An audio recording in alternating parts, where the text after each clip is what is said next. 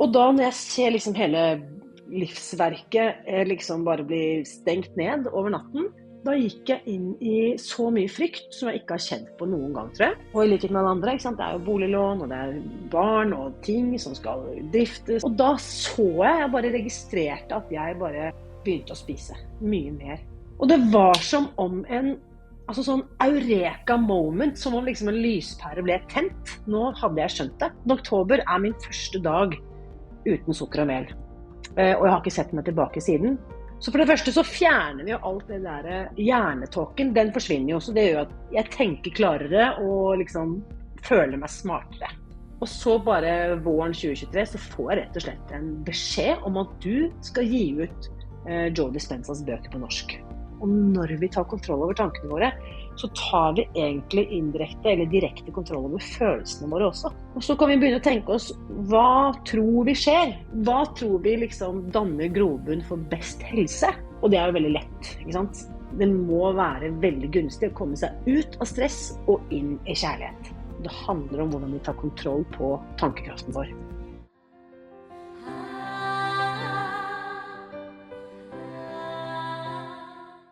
Irina Lie, velkommen skal du være. Tusen takk, Annike. Dette har jeg gledet meg til. Jeg har jo vært på din podcast. Det var kjempespennende. Vi gikk ganske dypt, og det tenker jeg vi skal gjøre i dag også.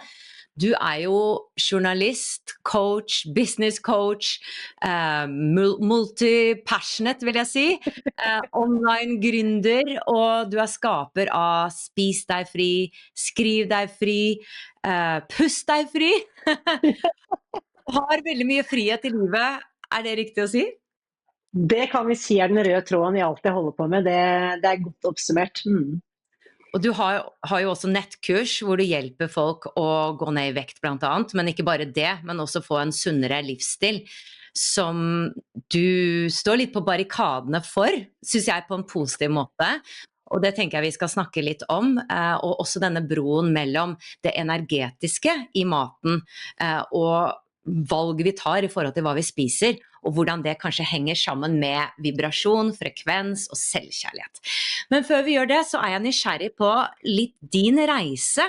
Hvordan var det du ble opptatt av å skape frihet i livet ditt? Takk for godt spørsmål, og før vi begynner så må jeg bare si at jeg synes det er så kult at du løfter frem disse aspektene rundt mat og helse, fordi det er faktisk noe jeg i løpet av de 10 årene jeg har jobbet med det, aldri har snakket høyt om. Så det er fantastisk. Takk for anledningen, takk for invitasjonen. Og litt med bakgrunn, så grunnen til at jeg er så lidenskapelig opptatt av alle former for frihet, er jo nettopp at jeg har opplevd det motsatte. Jeg har opplevd hvordan det er å være ufri. Og da er jo motivasjonen, når jeg knekker noen koder på hjemmebane, så tenker jeg sånn, jeg er jo journalist, jeg har jobbet som journalist i 30 år, så da tenker jeg at jeg kan ikke sitte og holde på disse hemmelighetene selv, så da må jeg jo liksom få denne kunnskapen ut. Så det er jo det som på en måte er det jeg har brukt de siste, ikke bare 10, men la oss si 15-20 siste årene på, hvor jeg har jobbet for meg selv, og skrevet bøker, og holdt foredrag, og holdt kurs, så har dette på en måte vært den røde tråden. Og hva var det startet med? Var det Spis deg fri, eller var det Pust deg fri, eller Skriv deg fri? Nei, det startet med var faktisk shoppingfri. Det var tilbake i 2012, da er det en god venninne av meg som heter Ida, som sier at hun har bestemt seg for å ta et år uten shopping. Og det synes jo vi var alle sammen, hun og jeg og venninnen vår Charlotte, vi var alle 3 småbarnsmødre, vi hadde fått 2 barn hver, og opplevde liksom at livet vårt var fylt opp av ting. Og Ida hadde kommet til et punkt hvor hun kjente at nå var det nok. Så i januar 2012 så inngår vi 3 en pakt, vi tar hverandre i hånden, og sier at nå skal vi kjøre 2012 uten shopping. Og jeg vil ikke si at jeg var en sånn stor konsumist, men det ble jo alltid noe, og jeg har jo vært alltid flink til å liksom handle på nyttårssalg og 3 for 2 og alt det som man holder på med da. Så var det da å gå gjennom det året 2012, og så oppleve den enorme friheten det innebar å takke nei. Det jeg trodde skulle bli et kjempeoffer og en utrolig prøvelse, ble faktisk det motsatte. Jeg kjente en frigjøring.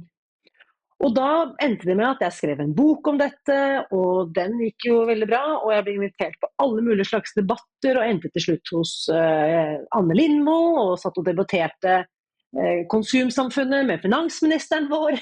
Så det tok liksom litt av. Og det var jo ikke min ambisjon da jeg startet, det var et veldig privat og personlig prosjekt. Men så ledet det til det ene og det andre og det tredje.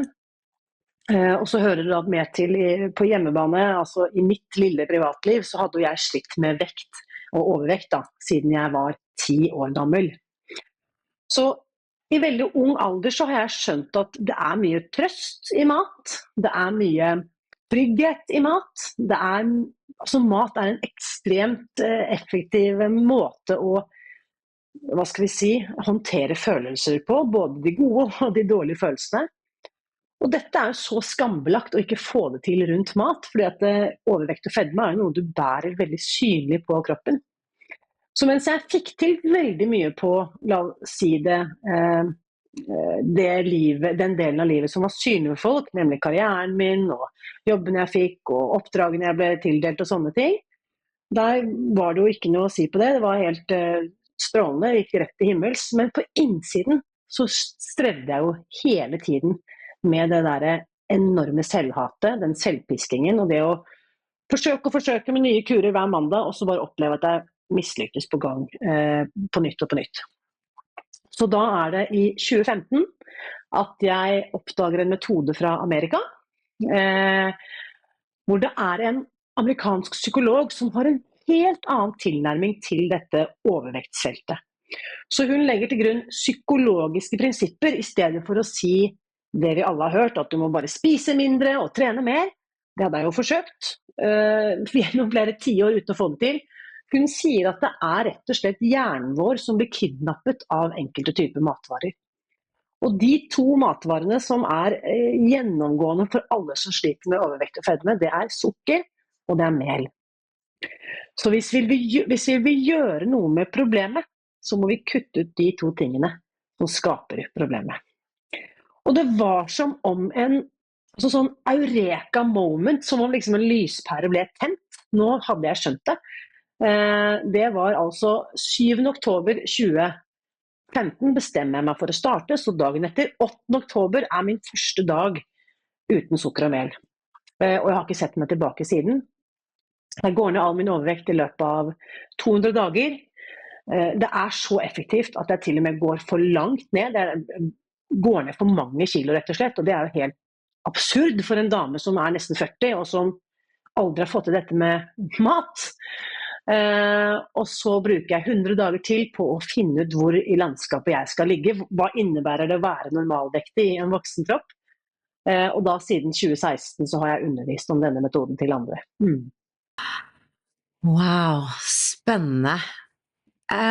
Betyr det da at du ikke har spist sukker eller mel i det hele tatt, eller er det i bare mindre doser? Nei, det betyr totalavhold. Så det er liksom at jeg behandler meg selv som om jeg var en misbruker eller en alkoholiker, for jeg vet at, ikke sant, og der er vi forskjellige. Det kan jo hende at du, Jannicke, hvis jeg setter frem en skål nå med diverse greier, enten det er smågodt eller hvetebakst eller hva det måtte være, så kanskje du tar 1 eller 2 eller 3 biter, og så er du happy. Hvis den skålen står mellom oss, så har jeg kanskje tatt 1 eller 2 eller 3 biter, og så har jeg lurt på når skal Jannicke gå, sånn at jeg kan tømme resten av skålen. Åja, det er såpass, ja. Ja, for den har ikke... Sånn at... Nei, ikke sant? Og da blir det jo ekstremt vanskelig for folk som aldri har kjent på det uimotståelige suget, og skjønne hvorfor skal du være så ekstrem, Rina? Hvorfor kan du ikke bare kose deg litt, slappe av litt, ikke være så rigid? Det er jo lett for en som kan regulere dette her. Det er lett for den å si. Men for meg så vet jeg at det er mye enklere å si nei takk, og bare stå over hele kalaset, enn å prøve å liksom, hvor mye kan jeg ta nå i påsyn av andre uten at det vil virke påfallende? Ja, fordi at vi vet jo ikke heller med alkohol, altså det er jo de som kan bli avhengige sånn, mens andre aldri får noe fysisk avhengighet, og vi vet jo egentlig ikke hva vi tåler og ikke. Så, og vi er så individuelle, tror jeg, nettopp det at jeg også heller ikke har noe problemet med å stoppe å spise sukker. Jeg synes ikke det så... Jeg kan ta et par stykker, og så jeg fornøyd, egentlig. Og jeg sluttet bare når jeg var 14 med å spise sukker, fordi at jeg hadde tenkt å slanke meg da. Så jeg tenkte det var lurt. Og så bare fortsatte jeg, fordi at jeg fikk jo ikke noe lyst på det. Og det kanskje sånn det blir, eller gjør det ikke det, at du mister faktisk lysten på det? Det faktisk akkurat sånn det blir, og det jo det som grunnen til at man får det til over tid. Hadde jeg skulle holde på med disiplin og viljestyrke nå på 10. året, det hadde jo ikke gått. Det jo det som så fantastisk med hjernen vår, den jo plastisk. Ting ikke liksom hogget i stein, vi kan endre hjernen så lenge vi lever. Og hjerneforskerne trodde at hjernen fortsatte å utvikle seg til vi var 25, og så måtte de oppjustere, for de så at det var fortsatt store endringer som skjedde etter fylte 25.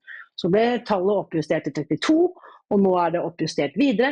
Og jeg jo av den overbevisning om at hjernen den endrer seg så lenge vi lever. Selvfølgelig, hvis vi legger til rette for at den har et miljø da, som på en måte legger grunnlaget for læring og utvikling.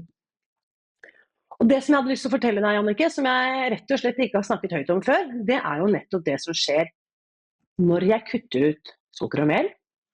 Mel virker på kroppen på samme måte som sukker, hvis man ser hva som skjer sånn rent fysiologisk. Det derfor de to tingene må kuttes ut liksom samtidig.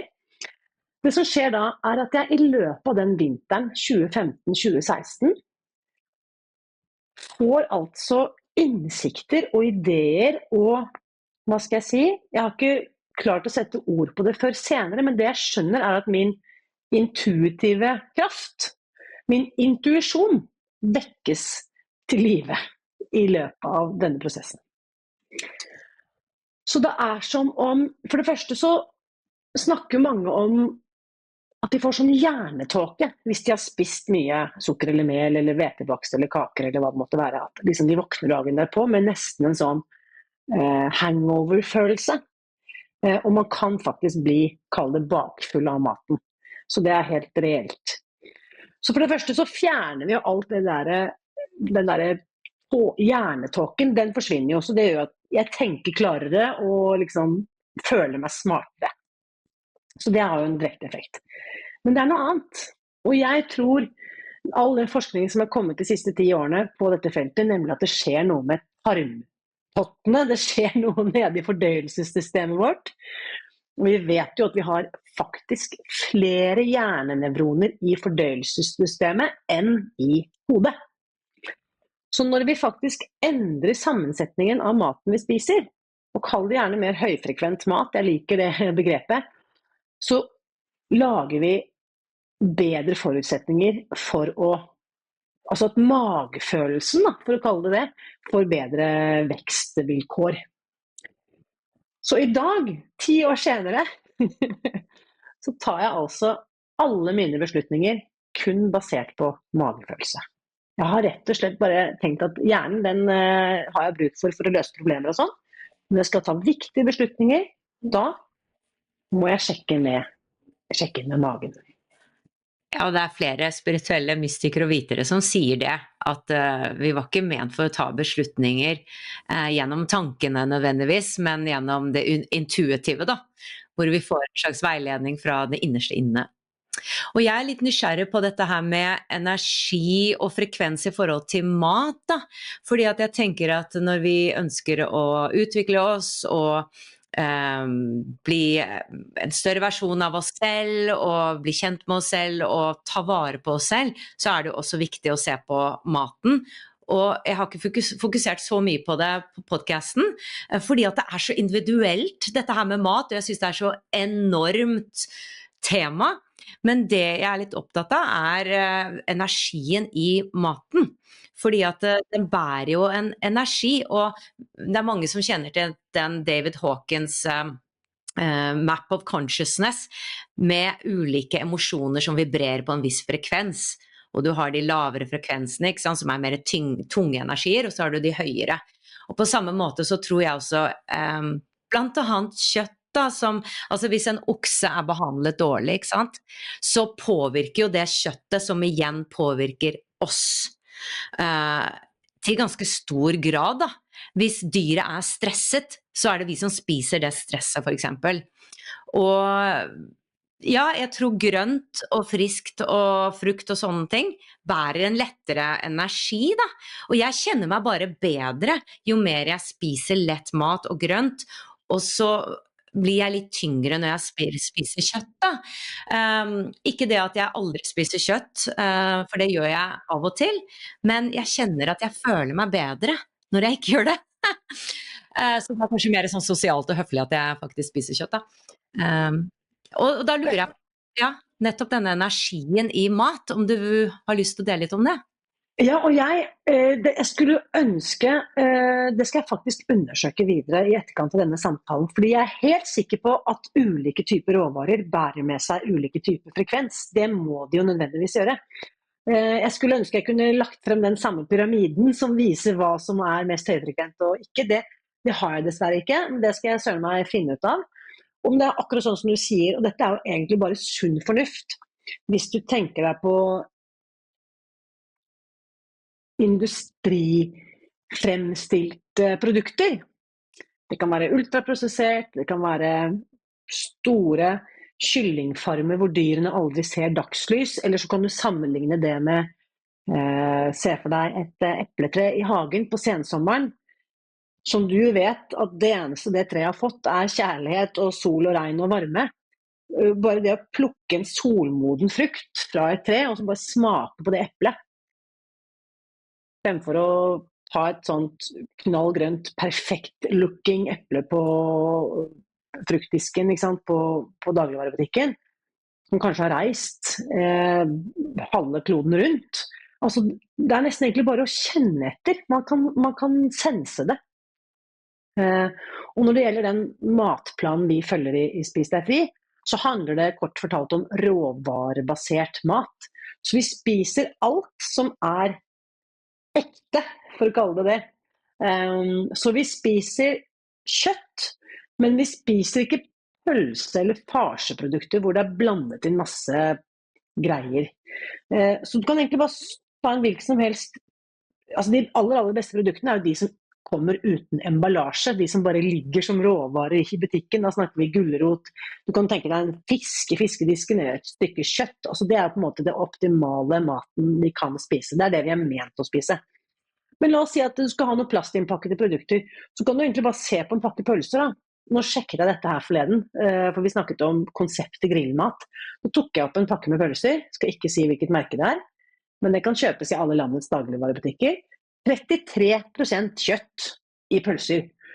Og da er grunn til å stille spørsmål om hva er de resterende 67%? Det er i hvert fall ikke mat. Det er noe tilsetningsstoffer. Det er noe greier som skal øke vekten på disse produktene. Det kan være noe mel eller stivelse eller fortykningsmidler etc. Og dette er ikke ting som vi fra naturens side er ment å spise. Så det er bare som en tankevekker. Man trenger ikke å liksom ta noe doktorgrad i ernæring for å skjønne dette her. Det er egentlig bare å kjenne etter hva føles riktig. Og det tror jeg vi alle sammen, hvis vi bare kjenner etter, så har vi den evnen til å skille liksom bra fra dårlig. Og ja, bare en kommentar om det da, så husker jeg gikk på et kurs en gang, og de snakket om at for eksempel når du skal lage middag da, eller bake en kake, så er det så viktig hva slags intensjon du har med den kaken, eller med middagen. Enten det er om man gjør en velsignelse for de som er religiøse, eller at du sender god energi til den maten da, fordi at du tar det jo inn i systemet ditt, og det påvirker deg da. Og så tenker jeg at dette også henger litt sammen med selvkjærlighet, fordi at det handler jo om, tenker jeg, å ta inn det som gjør meg godt, at jeg føler meg bra. Og samtidig så tror jeg det er sånne gode sirkler, og det er onde sirkler. Så når vi er i den gode sirkelen, ikke sant, spiser mer og mer sunt, føler oss bedre og bedre, og kanskje vi ikke blir overvektige lenger og så videre, så er det lettere å dra på en joggetur eller trener.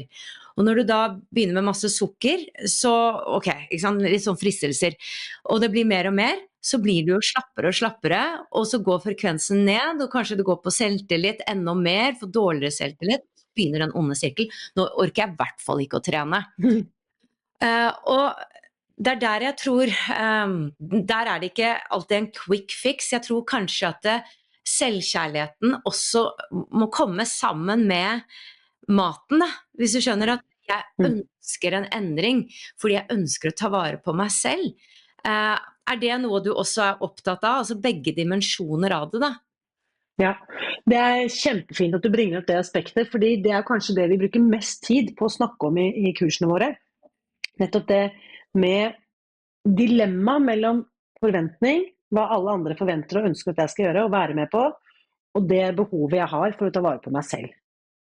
Og jeg tror her, min erfaring, det gjelder selvfølgelig menn også, men der vi kvinner i særklasse på å liksom utslette oss selv og takke ja og være med på fordi at vi ønsker å tilfredsstille eller prise menneskene rundt oss. Så bare som et veldig konkret eksempel, om vi blir invitert hjem på middag til svigermor. Der har hun laget liksom verdens beste, eller kransekaker, eller hennes spesialkjeks, eller hva det måtte være. Og du vil jo ikke skuffe svigermor, og du har ikke heller lyst til at kjæresten din eller mannen din skal på en måtte unnskylde eller forklare eller forsvare dine valg. Og så kommer dilemmaet at jeg vet at jeg har det best uten sukker eller mel. Svigermor har nå i beste mening servert denne pavlovaen. Hvordan kan jeg imøtekomme hennes ønske om å skjemme bort oss, eller skjemme bort meg, og liksom by på det beste hun vet, og samtidig ivareta meg selv. Og det akkurat dette vi rett og slett må øve oss på, da. Å takke nei, samtidig som vi kan anerkjenne den gesten svigermor, eller hvem det måtte være, har gjort da, i møte med oss. Så det har jo ført til at jeg har hatt mange og lange samtaler. Og her også, du har hun venninnen eller bekjente eller kollegaen som sånn, kom igjen Irina, ikke vær så kjip, bare ta et glass, ikke vær så dust, liksom, ikke vær så ekstrem. Da føler jeg kanskje ikke at det ligger så mye kjærlighet i det, eller omtanke i det, da føler jeg kanskje at det mer kritikk. Da det helt lov å bare si nei takk, ellers takk. Men hvis du kjenner at noen har virkelig prøver å varte deg opp, så det lov å liksom, det jeg ofte har gjort da, det liksom, ta vedkommende i hånden, eller liksom, se vedkommende i øynene og si sånn, vet du hva, tusen takk, jeg har jo spist denne kaken 100 ganger før, jeg vet at det verdens beste, det ingen som lager sånn kake som deg, og så skjønner du det, svigermor, ja, du vet jo, jeg finner på nye ting hver mandag, akkurat nå så holder jeg på med en sånn greie uten sukker og mel, så jeg må bare takke nei, men du bare så skjønn, og tenk at du husket at jeg elsker den kaken. Sånn at få frem budskapet at jeg glad i deg likevel, jeg anerkjenner at du har prøvd å ta vare på meg, og så takker jeg nei likevel. Veldig bra. Men jeg tenker at det noe, og akkurat det der å praktisere selvkjærlighet, det jo lett å forstå at vi må ta vare på oss selv, men det kan være så vanvittig vanskelig å få det til i praksis. Nettopp fordi at jeg har ikke lyst til å skuffe deg, jeg kjenner på forventningene dine, jeg vil jo være en likandes person som bare kan liksom være lett å ha med å gjøre, jeg har ikke lyst til å være oppfattet som kantete og vanskelig, men likevel så må jeg minne meg selv på at ansvaret for å ta vare på meg, det kan jeg ikke delegere. Jeg kan ikke forvente at du, svigermor, kollegaene mine, alle sammen skal vite hva jeg til enhver tid spiser og ikke. Det ansvaret må jeg ta. Så da må jeg ta det ansvaret, og så minne meg selv på at jeg faktisk den viktigste personen i mitt liv. Det så brutalt, og så enkelt.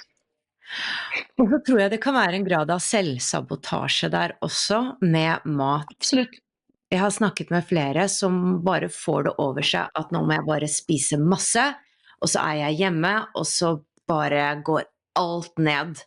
Og det døyver en eller annen smerte, og jeg vet at det ikke bra for meg, men så det en eller annen lettelse i å bare gi slipp da, og være litt sånn djevelsk mot seg selv. Og da blir jeg nysgjerrig på, ikke sant, du sa at du hadde noe forakt, eller ikke var glad i deg selv, selvhat, sa du. Fra du var 10 år så utviklet du overvekt da. Når du da ble tynn som du nå, og mestret dette med maten, endret det også ditt forhold til deg selv, selvkjærligheten? Det et kjempespennende spørsmål, fordi det som skjer, når jeg 8 år gammel, så dør mammaen min av kreft. Og på 80-tallet, så var det rådende regimet den gang, det jo helt utrolig å tenke på for oss som har barn, og som har hatt en 8-åring i hus, vi vet jo hvor mye en 8-åring skjønner. På 80-tallet så var tanken, barna beskyttes best hvis ikke de involveres. Dette trenger ikke de å vite om. Det nesten sånn at det flere jeg kjenner på min alder som ikke engang ble invitert til sine foreldres eller besteforeldres begravelse, fordi at man tenkte at det ville være en så stor belastning for barnet, sånn at det blir jo helt absurd, ikke sant? Men de gjorde så godt de kunne på 80-tallet. Så det som da skjer hjemme i familien vår, er at dette er egentlig ikke noe vi snakker om. Det er liksom ikke noe vi egentlig får bearbeidet, og i hvert fall føler ikke jeg som den 8-åringen som står igjen helt forvirret og bare, hva skjedde her liksom? Kommer ikke mamma hjem igjen liksom? Så oppdager jeg at mat er jo en fantastisk, hva skal vi si, både tilgjengelig og veldig effektivt for å døyve, la oss si, sorg da, for å bruke det som et eksempel. Og så er det jo det at, og du kan egentlig bare se for deg, hvis du har om det er et barn du passer, eller om det er et eget barn, eller om det er noen du kjenner, du kan se for deg den scenen på lekeplassen, det er en 3-åring som tryner, faller og slår seg, og får blødende skrubbsår på begge knærne, så kan du se for deg den forelderen som bare tar den ungen opp på fanget og bare, stakkars lille venn, la meg blåse, her har du et godteri, eller her har du en is, ikke sant? Vi avleder, vi belønner, vi trøster med mat og sukker da, spesielt. Så i hjernen vår så blir disse to tingene over tid koblet veldig, veldig tett sammen. Jeg kjenner på ubehag, jeg griper til sukker. Jeg kjenner på kjedsomhet, jeg går og lager meg noe mat. Jeg kjenner meg trist og ensom, la meg se om jeg har noe is i fryseren. Så kroppen vår får faktisk det den vil ha. Altså dette belønningssenteret i hjernen, og det er her vi er forskjellige da, ikke sant? Det er ca. 30% av befolkningen som har anlegg for å utvikle avhengighet. Det er det forskningen viser. Så la oss si at du er så heldig eller uheldig å være den kategorien som er disponert for avhengighet, så skal det ikke så veldig mange sånne interaksjoner mellom mat og følelser før dette nå er blitt liksom hånd i handske. Da helt uten at jeg engang tenker på det, i det ubehaget kommer, så tenker jeg, hvis jeg bare putter på noe sukker, altså jeg tenker det ikke, men det bare skjer på automatikken, så vet jeg at hjernens belønningssenter kommer til å lyse opp, og jeg får den reliefen da, som jeg er ute etter. Noen, liksom, du er inne på overspisingslidelse, og dette er jo bare nå i nyere tid blitt anerkjent som en diagnose. Ikke i Norge ennå, men internasjonalt er dette nå en diagnose. Og da er det jo snakk om at, og det er faktisk 10 ganger så mange som sliter med overspisingslidelse enn anoreksi, som er den spiseforstyrrelsen vi har hørt mest om. Så da er det jo da snakk om at vi ved å spise store mengder mat, mye mer enn det kroppen egentlig er bygget for, får denne her kjemiske eller hormonelle responsen som gir en følelse av lettelse eller relief, sånn som store mengder alkohol kan gjøre. Så vi forsøker å, hva skal vi si, håndtere emosjoner ved hjelp av mat eller ikke. Men selvfølgelig, det er jo ikke noen løsningen. Det er en quick fix. Det gir en midlertidig relief da, her og nå. Men selvfølgelig, i likhet med all avhengighet, det gir jo veldig destruktive og negative konsekvenser på sikt. Så tilfriskningen ligger da i å stå i ubehaget her og nå, tåle å kjenne på ensomheten, tåle å kjenne på sorgen, eller smerten, eller savnet, eller sinne, eller hva det måtte være. Uten å spise på det, uten å liksom skylle det ned, eller døyve det ned med alkohol, eller piller, eller mat, eller hva det måtte være. Og så kan vi få større frihet på sikt. Dette er noe vi må øve oss på. Akkurat sånn som de som prøver å bli tørrlagt fra alkohol, eller andre rusmidler da. Og hvordan var det for deg når du da skulle tåle dine undertrykte følelser og sorg da, rundt din mor? Ja, og det her er jo ting som er, dette holdt jeg på, jeg fant jo da denne metoden i 2015, da var jeg 39 år gammel, så jeg hadde jeg egentlig båret på disse greiene i 30 år, ikke sant? Så det var en som sa, og jeg kjenner meg veldig igjen i det, i det jeg slutter å døyve alt med, så kom det jo vanvittig mye greier opp. Ikke sant? Og bare, hei og hå, liksom, og så må jeg ta stilling til det, og så må jeg forholde meg til det, og så må jeg liksom se på min egen utålmodighet, og så må jeg se på mine egne mønstre for å håndtere sinne, og hvordan jeg har skreket på barna. Ikke sant? Så masse sånn der, ganske sånn dramatisk egentlig, når vi skal begynne å se på verden hvordan den egentlig er. Men det som jeg tror nok at alle sånne, hva skal vi kalle det da, oppvåkningsprosesser eller renselsesprosesser, det innebærer ubehag. Og så bare det å bli betrygget på at dette hører med, det er ikke farlig. Jeg får ikke mer servert enn jeg tåler. Så ble egentlig det, jeg liksom valgte å vende det til nysgjerrighet da, og bare liksom, hva mer er det som kommer til å dukke opp under her? Så det har vært en spennende reise. Veldig frustrerende til tider. Har hatt lyst til, og også hatt tilløp til tilbakefall ved flere anledninger gjennom disse 10 årene. Kan du nevne det mest ekstreme eksempelet, det var jo under covid. Mars 2020, hele verden stopper opp. Min virksomhet blir jo egentlig kansellert over natten, fordi det året hadde jeg, i 2019 så hadde jeg bare hatt nettkurs, og så fant jeg at jeg savnet veldig det der interaktive og møte folk og sånn. Så 2020 så hadde jeg trappet ned på nettkurs, og så hatt linet opp masse events og workshops og fysiske samlinger. Og da var det sånn, og jeg skjønner at myndighetene måtte dra liksom streken et eller annet sted, men da var det jo, fikk man jo ingen form for kompensasjon for alle de eventene som var planlagt, men som måtte avlyses på grunn av regler om samvær. Så da hadde jeg egentlig spent bein på meg selv på 2 måter. Da. Jeg hadde egentlig avviklet eller nedskalert nettkursvirksomheten, oppskalert livekursvirksomheten, som nå ble på en måte kansellert med pennestrøk. Og da når jeg ser liksom hele livsverket liksom bare bli stengt ned over natten, da gikk jeg inn i så mye frykt som jeg ikke har kjent på noen gang, tror jeg. Og i likhet med alle andre, ikke sant? Det er jo boliglån, og det er barn og ting som skal driftes, og ansatte, ikke sant? Alt skal selvfølgelig gå sin gang. Og da så jeg bare registrerte at jeg bare begynte å spise mye mer enn jeg egentlig vanligvis gjør. Og jeg spiste ikke da, jeg gikk ikke tilbake til sukker og mel. Men det jeg da gjorde, det var å spise vanvittig fet mat. Jeg spiste mye mer avokado, jeg spiste soltørket tomat i olje, jeg spiste masse nøtter, jeg spiste fete oster, og det var som liksom nervesystemet mitt fortalte at nå må vi bare polstre på oss litt her, for nå går vi inn i en usikker og på en måte utrygg fremtid. Så etter en måneds tid så hadde jeg lagt på meg 5 kilo, altså det går jo fort når vi først setter i gang.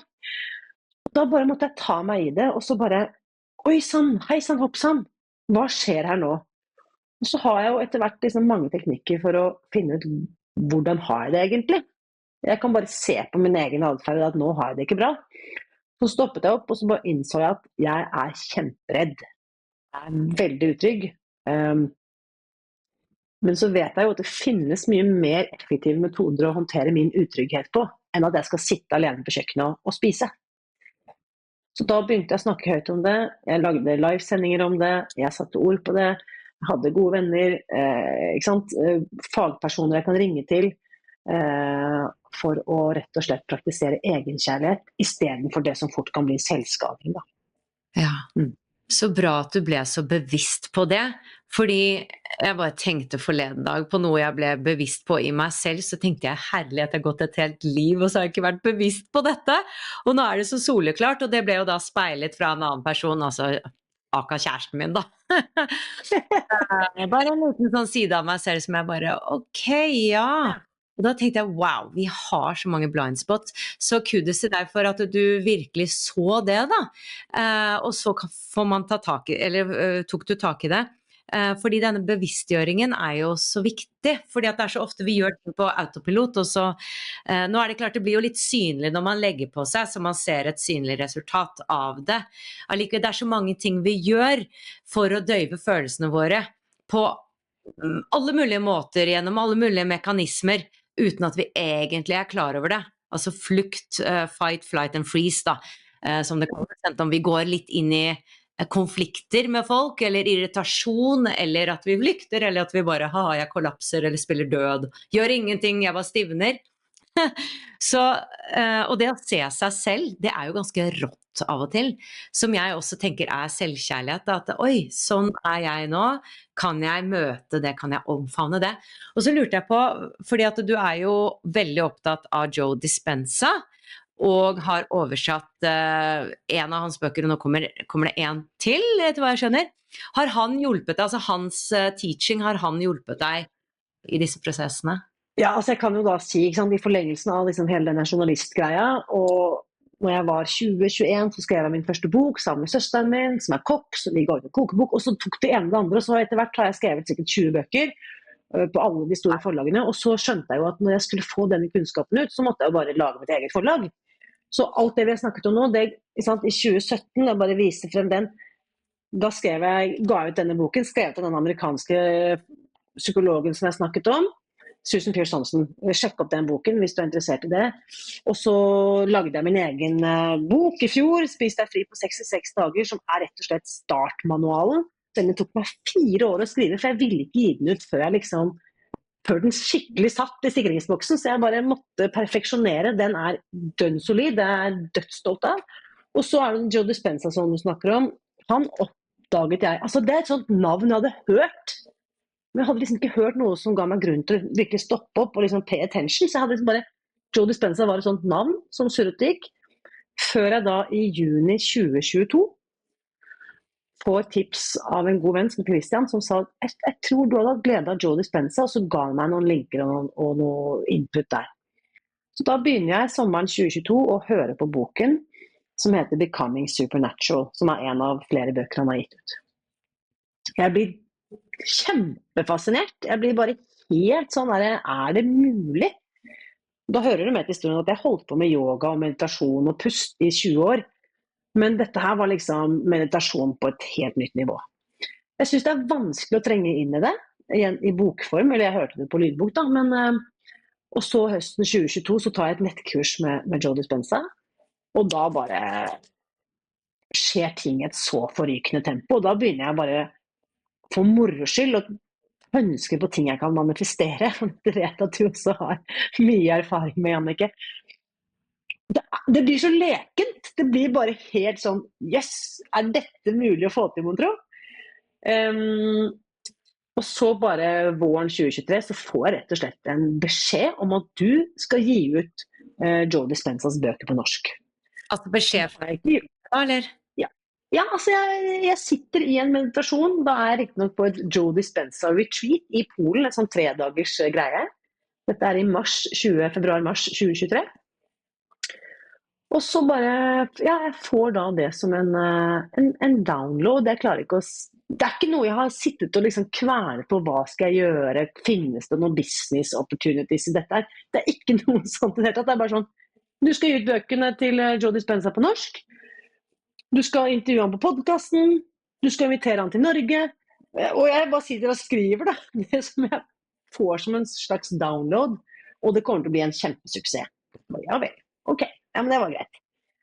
Og så glemmer jeg alt dette her, fordi våren 2023, alle vi som var i business på det tidspunktet, husker jo, det var jo ingen ende på dårlige nyheter. Det var strømpriser, det var inflasjon, det var renteøkninger, og folk bare satt og tviholdt på pengene sine, og i hvert fall opplevde vi at veldig få investerte i kurs eller bøker eller noe sånt. Så det var en veldig tøff tid å komme seg gjennom. Så har jeg egentlig glemt hele dette her greiene før jeg sommeren 2023 er på et annet Joe Dispenza retreat, åpner notatboken min, og så ser jeg disse notatene jeg har skrevet i mars 2023.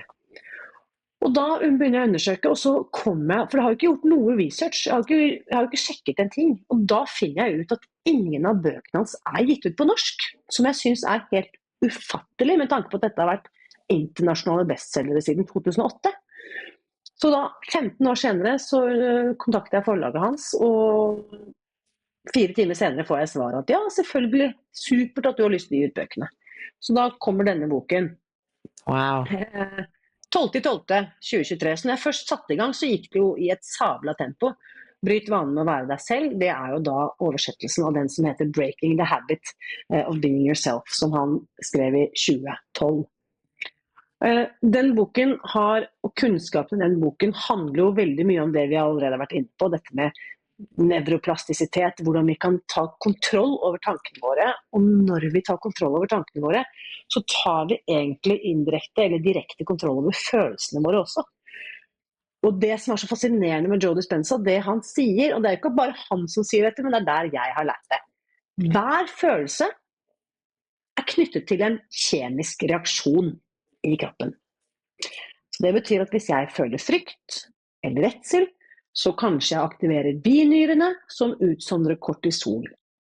Nå har vi en kjemisk respons på noe jeg føler eller tenker. Men hvis jeg derimot tenker på kjæresten min, eller bare dundrende forelsket og bare helt i syvende himmel, så kanskje bare, Gud, og kanskje til og med hvis jeg sammen med kjæresten min, eller sammen med barna mine, og vi kanskje har til og med hudkontakt, og dette området av kroppen som blir aktivert, så utløser vi oksytocin, som også kalles kjærlighetshormonet, og da himmelen plutselig blitt lyserosa, og ingenting noe problem, og alt bare luft og kjærlighet. Ikke sant? Vi kan jo kjenne oss igjen i disse følelsene. Så nå har vi altså en tilstand av kroppen som flommet over av lykkehormoner. Og så kan vi begynne å tenke oss, hva tror vi skjer? Kan du bare finne på? Hvis jeg kontinuerlig beveger meg i en tilstand av stress og uro og bekymring, eller nyforelsket, lykkelig, ikke sant? Helt sånn håpefull, hva tror vi danner grobunn for best helse? Og det jo veldig lett, ikke sant? Det må være veldig gunstig å komme seg ut av stress og inn i kjærlighet. Og så ved hjelp av Joe Dispenza har jeg da lært et helt arsenal av teknikker. Det handler om hvordan vi tar kontroll på tankekraften vår. Så nå i den neste boken som kommer nå denne sommeren, det jo da oversettelsen av Becoming Supernatural, som på norsk har fått den fantastiske titelen Finn din magiske kraft. Så det jo, jeg blir helt euforisk når jeg snakker om disse tingene. Ja, det veldig spennende. Jeg ble også overrasket over at hans bøker ikke var oversatt ennå. Det trodde jeg hadde skjedd for lengst. Og det var så kult når det var deg. Jeg visste jo ikke at det var deg som hadde gjort det. Så mange synkronisiteter. Du sa at også ting endret seg for deg når du begynte å bruke hans teknikker, og du nesten manifesterte det ene og det andre. Har du noen eksempler du har lyst til å dele? Jeg har mange eksempler. La meg ta dette med vekt og kropp og helse, da, bare for å ta det som et eksempel. Og det var jo da i våren 2023. Da var det noen andre greier som hadde på en måte befestet seg. Da hadde jeg fått påvist noe trøbbel med skjoldbruskkjertel. Tyroidea, stoffskifte. Og en av de symptomene på det, dette kan jeg ikke veldig mye om, men jeg har på en måte det lille jeg har lest meg opp, at når stoffskiftet tøyses med, så kan man også legge på seg, og til dels ganske raskt. Så jeg skjønner at det et eller annet, for meg var det så uttalt at det begynte å bli svelgevondt. Og da husker jeg at jeg ble veldig bekymret, og merket at kroppen hadde lagt på seg. Jeg la på meg 7 kilo i løpet av 2 måneder. Og da husker jeg at jeg gikk inn i en sånn slags frykt. Shit, hvor skal dette ende? Og det var som om jeg bare sa til meg selv, jeg kommer til å legge på meg, jeg kommer til å legge på meg. Det ble mitt nye mantra. Ikke sant? At det jo veldig ubevisst, da. Men det jo det som egentlig realiteten, at jeg står og ser meg i speilet og bare, shit, jeg legger på meg, jeg legger på meg, jeg legger på meg. Så bare tok jeg meg selv, og så hørte jeg Dr. Joe, eller Joe Dispenza si sånn, dine tanker din virkelighet, ikke sant? At vi blir det vi tenker. Og så spolte jeg tilbake til høsten 2015, da jeg først begynte med Spis deg fri, hvor jeg selv, før jeg hadde gått ned et eneste gram, så visste jeg at jeg hadde funnet løsningen. Jeg kunne se tallet på badevekten som jeg hadde definert som min målvekt. Og jeg bare visste at det var suksess, så jeg bare gikk rundt i hverdagen min som en vandrende suksess, lenge før jeg på en måte hadde manifestert det da. Så i det jeg tok meg selv i det, den sommeren 23, og så meg i speilet og oppdaget at det jo dette jeg faktisk går og sier til meg selv, så klarte jeg med litt øvelse å endre det selvsnakket til jeg lykkes, jeg ivaretar meg selv, jeg veier det jeg vil, jeg frisk, jeg frisk. Det det viktigste jeg gjør, og de kiloene kommer av igjen. Det skal også sies at jeg følger den litt alternative behandlingen, at jeg tar høydose jod utover høsten 2023, så det påvirker også stoffskiftet. Og ikke minst, altså skjoldbruskkjertelen tett forbundet med stress. Så jeg legger om hverdagen min. Jeg begynner for eksempel å ta helgene helt fri. Noe som selvfølgelig er en selvfølge for mange, men for oss som driver for oss selv, det er ikke alltid at vi tar helgene helt fri. Så jeg jobber med tankene mine, jeg jobber med behandlere som vet hva de holder på med, og følger deres anbefalinger, og jeg stresser ned. Jeg legger til rette for at livet mitt kan ha litt mer luft og mellomrom. Og da kiloene faller av. Så det er et veldig sånn konkret eksempel. Så det er jo viktig, ikke sant, for de som hører om manifestering og tankens kraft og sånn. Det handler ikke om å isolere seg fra verden og så ikke foreta noe og bare tenke ting. Det må selvfølgelig pares med handling. Jeg kan også det som er så gøy med Joe Dispenza, han sier at du kan ønske deg hva du vil. Du kan definere hvilke kriterier du vil. Det eneste parametret du ikke har på en måte kontroll på er tid. Du vet ikke om det kommer til å ta liksom 1 år, eller 2 år, eller resten av livet for å få det du ønsker deg. Så jeg har i veldig mange år, og jeg har også innimellom gjort en sånn oppgave med sånn vision board. Du har sikkert vært med på det du også, Jannika, at du skal sånn klippe ut bilder fra magasiner og liksom lime opp og hva du ønsker deg. Så har jeg da ønsket meg, og det er ikke noen liten drøm da, det er liksom bolig ved kanten av havet, som jeg liker å kalle det. Altså endeløs utsikt utover hav og himmel og solnedgang, skal kunne ha liksom solen i fleisen. Så nå må man jo bo på riktig side av fjorden, da, sånn som vi som er i Oslo-området.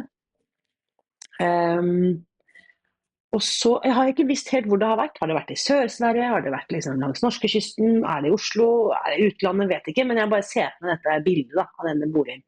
Og jeg vet også at jeg har en hytte, så jeg vet hvor mye det kreves å beise og fikse og mekke og sånn, så jeg vil ikke ha noe hus. Jeg vil ha en leilighet ved havet.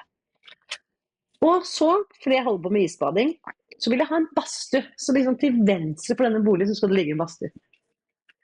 Og lo and behold, her i høst, altså nå begynner dette noen måneder siden, så har jeg noen venner på besøk. Og så begynner han ene å fortelle om et nytt boligprosjekt. Og jeg blir jo alltid supernysgjerrig, og der bygges min drømmeleilighet rett på utsiden av Oslo. Så jeg ser det prospektet. Og utenfor det leilighetskomplekset, litt til venstre for der den leiligheten ligger som jeg var interessert i, ligger en badstue. På kanten av havet, det ligger liksom på toppen av en klippe, og så begynner Oslofjorden. Så jeg mister munn og nære, så jeg bare kontakter selvfølgelig banken dagen der på, og 2 uker etterpå så har jeg kjøpt av den leiligheten som holder på å bygges nå. Det er definert i mitt hode hvordan det skal se ut. Så kan man jo si at det var flaks eller tilfeldigheter. For meg er det 100% ren manifestasjon. Ja, og det kan jo være at du også tapper inn i ditt fremtidige selv. Altså, hvorfor og hvordan dette skjer er jo et mystisk spørsmål. Fordi kanskje det finnes allerede, og du tapper inn i den drømmen fordi sjelen din bare, det der er for meg. I fremtiden så finnes det. Det er ikke noe som heter tid, så manifester det her, det er allerede skapt, ikke sant? Og så vet ditt fremtidige selv det. Altså, hvordan manifestasjon skjer, og hvordan det er mulig, det er jo et kjempemysterie. Og så tror jeg også at du manifesterer gjennom følelsene. Jeg er veldig på den da. Jeg har ikke gått grundig til verks med Joe Dispenza, men jeg antar vel at han snakker også litt om følelser. Ja. Absolutt. Det er veldig følelsesbasert, og det som er så fantastisk, la oss si da, bare som et eksempel som mange på en måte kan kjenne seg igjen i, er at jeg drømmer om å bli økonomisk selvstendig, eller jeg ønsker å tjene mer penger, og jeg mener jo at materielle ønsker det er ikke sånn at det er uverdig, og det å skape fred på jorden er verdig. Jeg tenker at uansett hva du ønsker, så tenker jeg det er lov, du kan ønske deg hva du vil, bare ta deg selv på alvor. Så la oss si at jeg ønsker å oppleve rikdom da.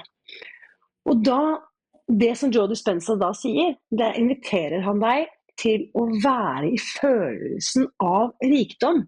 Selv om du akkurat nå i dine omstendigheter kanskje ikke bor der du ønsker, eller kanskje ikke du eier din egen leilighet, eller kanskje du akkurat krasjet bilen og ikke har råd til å fikse bilen, eller hva enn det måtte være, så går det an med hjelp av tankeskraft og meditative teknikker å hensette meg selv i den tilstanden hvor rikdom er en realitet. Slik at det å leve i lack, som man snakker om, eller leve i mangel, da er jeg et offer. Jeg går rundt, jeg synes synd på meg selv. Jeg ser ikke all den rikdommen som faktisk finnes allerede. Mens når jeg lever i en tilstand av overflod og bare takknemlighet for alt jeg har, så plutselig oppdager jeg at livet mitt er så rikt, og jeg blir så beriket på så mange områder. Og kanskje hører jeg da om en kollega som nevner et eller annet jobb, en eller annen jobbmulighet, eller kanskje hører jeg om et eller annet som skal selges på salg, eller altså et eller annet som gjør at jeg får tilgang på ressurser og verdier som jeg kanskje ellers ville gått glipp av, hvis jeg bare hadde gått med liksom tunge tanker og stirret ned i bakken fordi at det var så synd på meg. Da. Så frekvens er stikkordet for veldig mye av dette arbeidet. Og da handler det også om å høyne min egen frekvens, og det kan vi jo gjøre på ulike måter, tror jeg da, blant annet gjennom mat.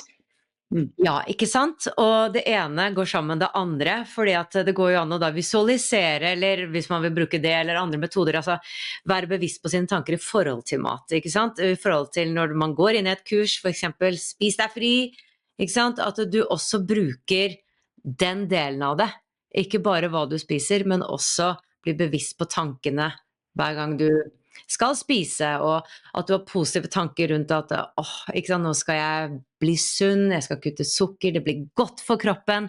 Kanskje ikke fokus på nei, nå får jeg ikke spise sjokolade. Ikke sant? Jo mer dette her blir veldig, veldig vanskelig, jo vanskeligere tror jeg det blir. Det er vel hans type teaching. Absolutt. Og det som er litt morsomt, for at han samarbeider med en lang rekke fremtredende forskere på dette feltet. Og han ene forskeren som er tilknyttet University of San Diego, som jeg har vært heldig å fått intervjue og truffet et par ganger, han forteller jo, vi kommer nemlig snakk om sukker, og han forteller jo at liksom, epifysen, denne såkalte pineal gland, pinealkjertel, den blir bedøvet av sukker. Oi. Så, ja, nettopp, det var det du sa, at du ble mer klarsynt egentlig. Ja. Så mange år etter at jeg opplever dette fra innsiden, så får jeg faktisk en fysiologisk forklaring på hvordan dette faktisk kan henge sammen. At denne kjertel blir faktisk sløvere, eller svekket, eller mindre mottagelig. Og i denne alternative sfæren som vi snakker om nå, så mener vi jo, og jeg tror på det, at epifysen er liksom antennen, den sitter jo midt inne i hodet, liksom sjette chakra, eller sjette energisenter, eller kommer an på hvilken tradisjon du hører til. Der inni her, denne pinealkjertelen, det sier man jo er liksom antennen til det, hva skal vi si, guddommelige. Så da er det veldig naturlig å tenke at hvis jeg har bedøvet denne kjertelen med sukker, så er jeg ikke like mottagelig for alt det som finnes av immateriell informasjon rundt oss. Nå skal jeg stille kanskje et dumt spørsmål. Trenger vi sukker? Trenger barn sukker?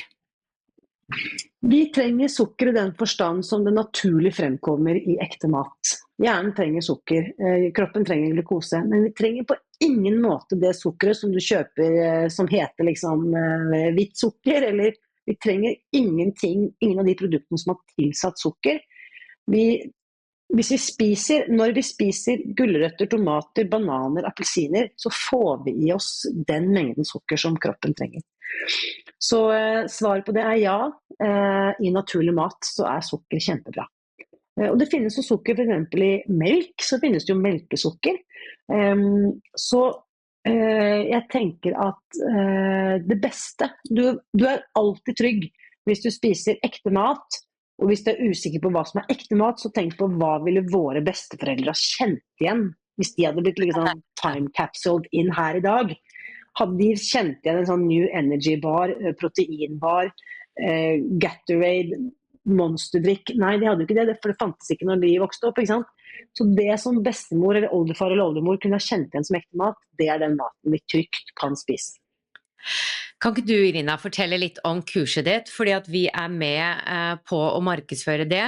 Jeg synes det er så viktig det du gjør, og vi har jo mange kurs på Wisdom from Noise, men vi har ingenting om mat, og jeg har så tro på prosjektet ditt, så jeg vil veldig gjerne være med og markedsføre dette her. Så fortell oss om Spis deg fri, og for hvem det er, og hvorfor eventuelt man skal melde seg på.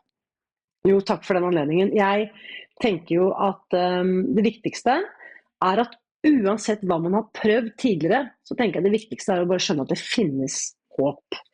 Så det er jeg veldig, veldig tilhenger av. Og så har vi da laget dette grunnkurset som tidligere gikk over 3 måneder, og det skapte veldig store resultater for de som var med på det. Men samtidig opplevde folk at det ble veldig stressende. Så nå har vi utvidet kurset til å gå over et helt år.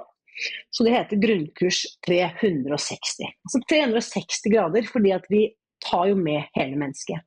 Så veldig mange av de tingene vi har snakket om her i dag, er de tingene vi adresserer i kurset. Vi snakker selvsagt om maten vi spiser, og hva skal vi spise når vi kutter ut sukker og mel. Så det er på en måte trinn 1. Matplanen, måltidsstrukturen, hva som er protein, hva som er korn, hva som er fett, hva som er frukt. Og det finnes seriøst ingen dumme spørsmål. Altså det er sånn, det var en kursdeltaker, hun spurte, jeg beklager å si det, jeg vet ikke hvordan jeg skal koke egg. Så sier han, det er helt supert, kjempefint at du spør, og tar vi en liten runde på hvordan koke egg.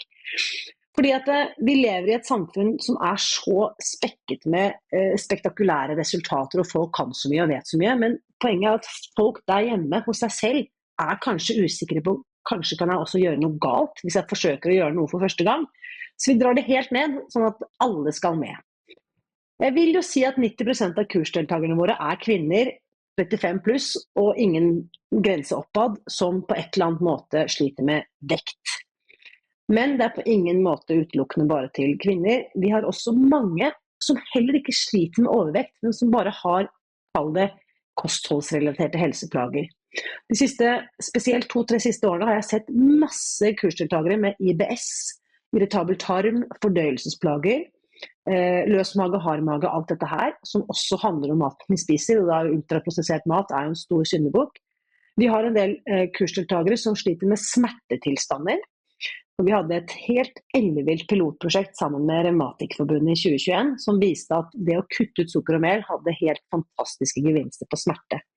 Og så har du den store kohorten som kan være overvektige, men ikke nødvendigvis, som sliter med dette ustoppelige søtsuget, som skjønner at de er avhengige av sjokolade.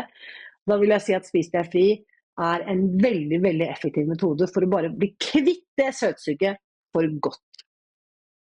Så overvekt og fedme er helt klart de fleste som deltar, men det er også bare det å lære hvordan jeg kan spise på en måte som er i tråd med kroppens behov. Det er de dette kurset er for. Og så har vi jo, ikke sant, som jeg er opptatt av både dispensa og yoga og pust og alt dette, så har vi liksom sneket inn det. Men jeg promoterer ikke at dette er et yogakurs, for det er det ikke, men vi sniker inn en del enkle puste- og hvileteknikker, sånn at du skal få hjelp til å ivareta deg selv da, i prosessen. For det er innimellom en krevende prosess, og det er noe av det viktigste vi øver på er jo nettopp å hvile og ta vare på oss selv. Og er det du som er underviser? Ja, det er jo da sånne ferdiginnspilte videoer, hvor mange av disse videoene er jo spilt inn her hjemme på kjøkkenet, hvor jeg underviser ukens moduler, så er det på en måte en ny modul gjennom de 10 første ukene. Og så har vi jo da denne fantastiske kursgruppen som vi har på Facebook, som bare er for kursdeltagere, hvor jeg vil faktisk si at den kursgruppen er døgnåpen, for det er alltid noen som er pålogget, som kan svare deg. Så hvis du da står 5 på 2 på vei til svigermor og bare, shit, hvordan skal jeg håndtere denne sosiale utfordringen, så er det i kursgruppen da, på Facebook at dette skjer. Og så i tillegg har vi da ukentlige veiledningsmøter, hvor jeg er så heldig å ha et team med veiledere, hvor de da tar imot alle spørsmål, og så svarer vi live på Zoom. Da møtes vi sånn som du og jeg gjør nå, at vi kan se hverandre på direkten og snakke sammen. Og hver gang jeg er med på disse møtene og svarer på spørsmål eller veileder, så lærer jeg så vanvittig mye. Fordi at det er jo akkurat i det der levende livet hvor ting skjer, det er der lærdommen ligger. Så det er kjempespennende. Mm. Så bra. Nei, jeg tror det er så viktig. Altså, jeg kommer fra en bakgrunn med jojo-slanking deluxe i ungdomsårene, og det var aldri noe anoreksia, men det var tvangsspising, og det var opp og ned i vekt, og det var helt håpløst, og masse Grete Rode en periode, og gikk ned og gikk opp igjen, og alt det her. Og så plutselig stabiliserte det seg bare, og det var litt sånn, jeg følte nesten divine intervention, fordi plutselig så begynte jeg å bli mett, og jeg ville ikke ha mer. For jeg hadde stadig den følelsen av at jeg ville ha mer, mer, mer. Og jeg syntes det var flaut og skamfullt at jeg spiste ofte mer enn min far og min bror, fordi jeg er store karer. Og så plutselig kommer en dag hvor jeg ikke ville ha mer. Jeg var mett, og tenkte at jeg var mett, altså sånn psykisk også, altså at jeg ikke trengte å dekke et behov. Og det var derfor jeg var litt interessert i den koblingen med selvkjærlighet, fordi at jeg tror at da hadde det også endret seg inni meg, så jeg trengte ikke å døyve ned følelsene lenger. Og da plutselig forsvant den mekanismen med at jeg skulle døyve følelsene med mat, og da løste alt seg av seg selv. Og det var ganske høy alder, at jeg måtte komme til høy alder da, for at det bare løste seg selv da. Men jeg vet hvor vanskelig det der kan være da. Mm. Og derfor blir jeg så glad at du også forteller, fordi at det finnes, så vi har alle sammen ulike på en måte veier frem til målet. Og det viktigste tenker jeg er at det å feile, eller det å prøve 10 ganger og ikke få det til, det betyr bare at du har med deg 10 erfaringer som gjør deg enda mer kompetent for å lykkes neste gang. Så ja, jeg heier på alle som ønsker å ta bedre vare på seg selv, for det tenker jeg er det mest verdifulle vi kan gjøre for alle vi er glad i. Og ikke sant, at jeg tar vare på meg, så har jeg så mye mer å bidra med overfor alle andre også. Absolutt. Så lenken til kurset ligger et eller annet sted. Om du ser det på YouTube, ligger det i video description. Beskrivelsen heter det. Og hvis du hører det på podcast, så finner du det også under filen. Dette har vært spennende, Irina. Jeg har noen spørsmål som jeg stiller alle, og vi har vært litt inne på det. Det første spørsmålet er, hva er selvkjærlighet? Hva er selvkjærlighet for deg? Det er stort. Det er å sette av tid hver eneste dag til å lytte innover og ta på alvor det jeg hører. Så fint. I praksis betyr det at jeg mediterer hver morgen. Og hva er den dypere meningen med livet fra ditt perspektiv? Oi. Altså, det må være kjærlighet. Så jeg kan ikke, så når jeg koker det ned, så meningen med livet må være kjærlighet. Jeg kan ikke skjønne noe annet. Og i det ligger det også en dyp, dyp tro på at alt som skjer meg, alt som hender i denne verden, på stort og smått, er på et eller annet vis knyttet til kjærlighet, selv om det av og til kan få veldig sånne bizarre utslag. Så jeg tror meningen med livet er rett og slett kjærlighet i alle dens rare fasetter og former og farger. Mm. Tusen hjertelig takk, Irina, for at du kom på besøk i dag. Utrolig inspirerende å snakke med deg, og masse lykke til videre med bøker og kurs og alt du holder på med. Tusen takk. Tusen takk for det viktige arbeidet du gjør, Jannicke.